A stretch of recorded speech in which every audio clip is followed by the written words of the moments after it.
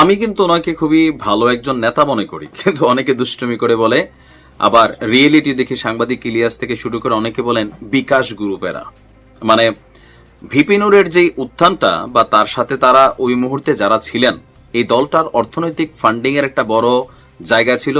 জামাত এবং বিএনপির নেতা কর্মীরা তৎকালীন প্রেক্ষাপটে আওয়ামী লীগের বিপরীতে যারাই একটু ফোকাস হয়ে দাঁড়াইছিলেন তাদেরকে টাকা পয়সা দিতেন।